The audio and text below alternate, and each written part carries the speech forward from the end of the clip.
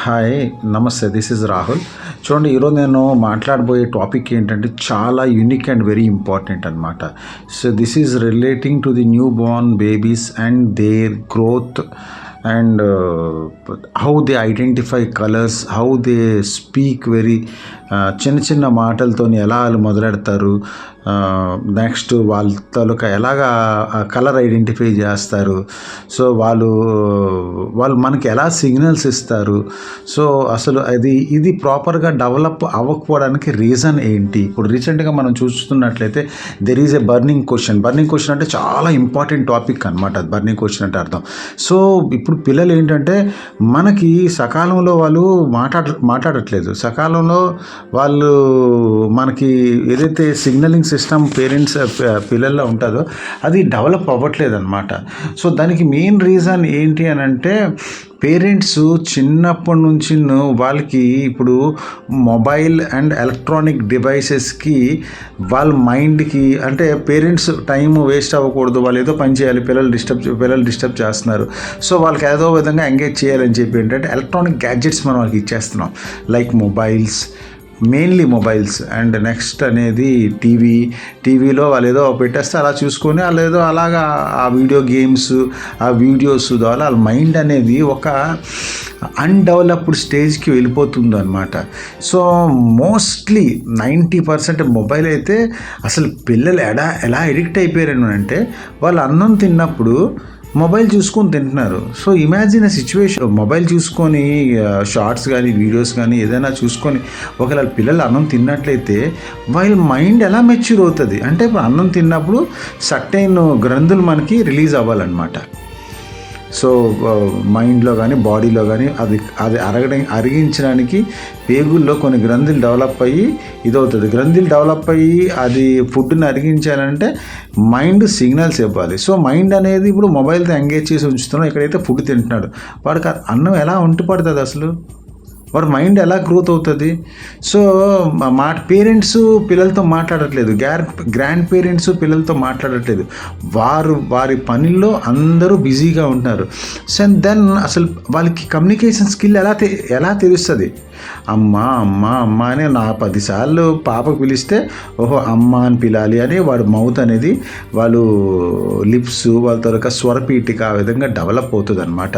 ఎందుకంటే after 2-3 months of birth పిల్లలు ఏంటంటే మ్యాక్సిమం వాళ్ళ చుట్టూ ఏంటి జరుగుతుందో ప్రతిదీ వాళ్ళు అర్థం చేసుకుంటారు, వాళ్ళు దాని నుంచి నేర్చుకుంటారు అనమాట.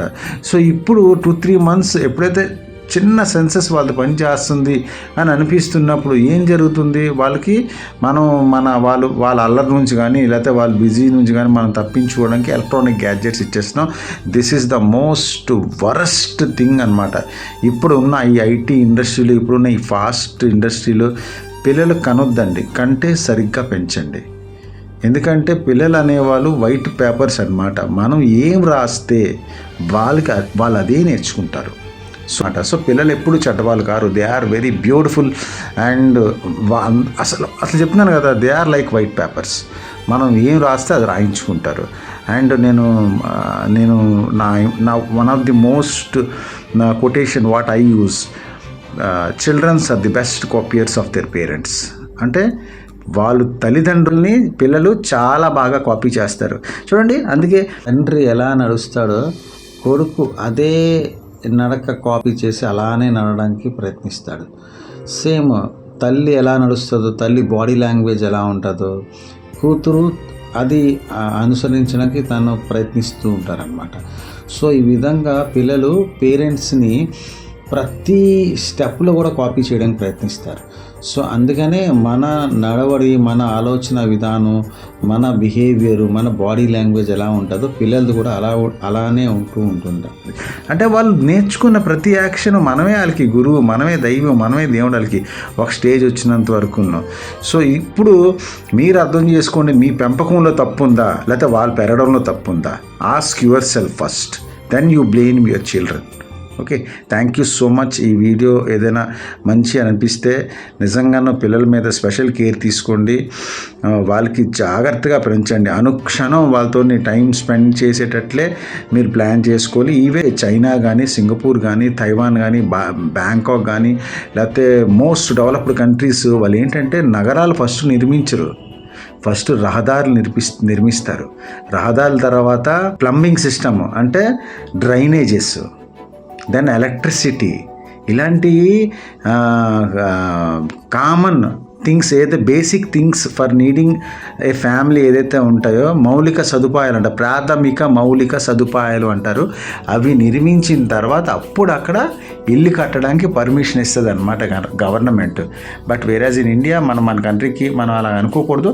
బట్ మనలో కూడా ఆ సిస్టమ్ అనేది అడాప్ట్ చేసుకుంటే మనం కూడా వాళ్ళతో పాటు డెవలప్ అయ్యే అడ్వాన్స్డ్ దిశగా మనం వెళ్తాం అనమాట. అండ్ ఇంకోటి మోస్ట్ ఇంపార్టెంట్ థింగ్ ఏంటంటే ఇక్కడ నేను చెప్తుంది మళ్ళీ ఆ కంట్రీ డెవలప్మెంట్ అంటే ఇది. సో పిల్లలు కనే ముందు అట్లీస్ట్ పిల్లలు పుడతారు అని అంటే ఇంకొక అసలు 3-4 years ముందే జాగ్రత్తగా మనం అంటే మ్యారేజ్ అయిన వెంటనే ఫస్ట్ పిల్లలు ఎప్పుడు కనాలి అనేది జాగ్రత్తగా ఆలోచించుకొని ఆ బేసిక్ టైం అనేది తీసుకొని వాళ్ళకి ఏంటి మనం అన్నీ ఇవ్వగలమా, అన్నీ నేర్పగలమా, ఇవన్నిటికన్నా డబ్బు వస్తువుల కన్నా ముందు మనం ఫస్ట్ టైం ఇవ్వగలమా, అది ఫస్ట్ మనం క్వశ్చన్ చేసుకోవాలన్నమాట. టైం ఇవ్వగలిస్తేనే పిల్లలు మనం కనాలి. సో ఈ మాటలో ఏదైనా యూస్ఫుల్నెస్ ఉంది, బాగుంది అని అనిపిస్తే please take in to the consideration. ఎందుకంటే నేటి బాలులే రేపుటి పౌరులు అనమాట. సో ప్రతి కంట్రీ తాలూకా వెల్త్ ఏంటంటే వాళ్ళ కంట్రీ తాలూకా యూత్. సో యూత్ ఎక్కడి నుంచి తయారవుతారు? ఈ పిల్లల నుంచే కదా. సో మంచి పిల్లలు మనం మంచి పిల్లల్ని చక్కగా మనం రూపుదిద్దామనుకోండి, మంచి పౌరులుగా తయారవుతారు. సో కంట్రీ డెవలప్మెంట్ కూడా మనం వాళ్ళు అవుతాం అనమాట. మీ చిన్నప్పుడైతే ఇప్పుడు మనం ఆర్టిజం అనే పేరు కూడా వినలేదు. బట్ ఇప్పుడు majority of the children autism అనే ఒక వ్యాధితో బాధపడుతున్నారు. ఇంకో దురదృష్టకర సంఘటన ఏమంటే ఆ వ్యాధి ముదిరినంత వరకు ఏ తల్లిదండ్రులు వాళ్ళకి ఆర్టిజం అనే ఒక ప్రాబ్లం ఉంది, ఒక జబ్బు ఉంది అని వాళ్ళు ఫస్ట్ ఆఫ్ ఆల్ ఇష్టపడరు అది నమ్మడానికి. ఎందుకంటే అలా అంటే అది ఒక సైకలాజికల్ ఫీలింగ్, వాళ్ళు బాధపడాలి అని వాళ్ళ బాధని తల్లిదండ్రులు, ఫ్యామిలీ మెంబర్స్ వాళ్ళ ప్రెస్టేజ్ అండ్ వాళ్ళ బాధని అవాయిడ్ చేయడానికి పిల్లలకు ఆ వ్యాధి ఉంది అని యాక్సెప్ట్ చేయరు. ఒకసారి మీరు ఆలోచించండి. ఒకసారి ఆ పిల్లలు పెద్ద అయిపోయిన తర్వాత ఆ బాధతో వాళ్ళు బాధపడుతూ ఉంటే మనం దాన్ని భరించగలమా? ఆ పిల్లలు ఎంత మానసిక శోభ పడతారు. సో పేరెంట్స్ ఫస్ట్ మీరు యాక్సెప్ట్ చేయండి వాళ్ళకి ఆ ప్రాబ్లం ఉంది, దాన్ని మనం రెక్టిఫై చేయాలని. ఫస్ట్ మీరే యాక్సెప్ట్ చేయకపోతే మీరు అసలు ప్రాబ్లం క్లియర్ చేయాల్సిందే. మీరు అసలు ప్రాబ్లం ఐడెంటిఫై చేసి కూడా మీకు తెలియనట్లుంటే ఎలా? ఒక్కసారి మీరు క్వశ్చన్ వేసుకోండి. So accept the truth and fact. When you accept, ఎప్పుడైతే నువ్వు యాక్సెప్ట్ చేస్తావో అప్పుడు ఏంటంటే నీకు దాన్ని సాల్వ్ చేయాలి అనే ఒక థాట్ వస్తుంది అన్నమాట. ఓకే.